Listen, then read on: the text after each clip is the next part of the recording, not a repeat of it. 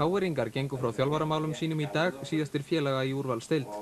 Atli Eðvaldsson margreyndur atvinnu- og landsliðsmaður, lék með KR tímabilin 1992 og 93, en hefur síðan þjálfað Vestmannaeyinga, Fylki og landslið Íslands skipaleikmönnum undir 21 árs, sem hann mun svo stýra samhliða þjálfun í Vesturbænum.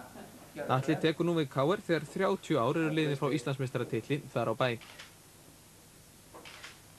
Það langur vegur frá því síðast eitthvað gerðist þetta, en hluturinn náttúrulega að taka þetta að sér náttúrulega þáttur í því, eins og knattspyrnuforystan hérna að sína fram á, ætla núna að fara að byggja upp til framtíðar og eins og ég sagði áðan á fundinum áðan, ég sagði gefum okkur tíma og ef ekki að segja að það svona brosandi að KR sé að byggja upp fyrir 21. öldina. Allt frá því að Atli lék með KR á sínum tíma hefur spennustigið verið hátt í Vesturbænum og þá sérstaklega nú í sumar vegna þjálfaraskipta á miðju sumri. Atli vill koma á ró á hlutina og gefa sér tíma til að líta á leikmannamálin með það fyrir augum. Ef það gert eins og áætlað að byggja upp á 3–4 árum, þá verður að gefa þessu tíma og hvort sem að menn verða keyptir eða náði menn, það verður þá að vera eitthvað til frambúðar sem hægt að byggja á til lengri tíma, ekki bara fyrir 1 ár í senn.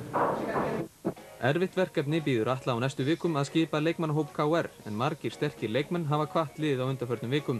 Óskar Hrafn, Ríkharður Daðarsson, Brynjar Gunnarsson og Ólafur Kristjánsson. Þá eru fleiri leikmenn að skoða tilboð erlendis frá, Guðmundur Benediktsson og Andri Sigþórsson, sem heldur til Stuttgart til æfinga nú í vikunni. Það er líka fleiri lið búin að bjóða mér út og ég verði í einhverjar 2 vikur í Stuttgart og svo kem ég heim og sé hvort eitthvað verður úr því. Ég held að sé nánast öruggt að ég fari utan í vetur. Það er bara spurning hvert. Hvað kemur til með að ráða því hvort þú farir utan eða ekki? Það er aðalega meiðslin og ökklin á mér.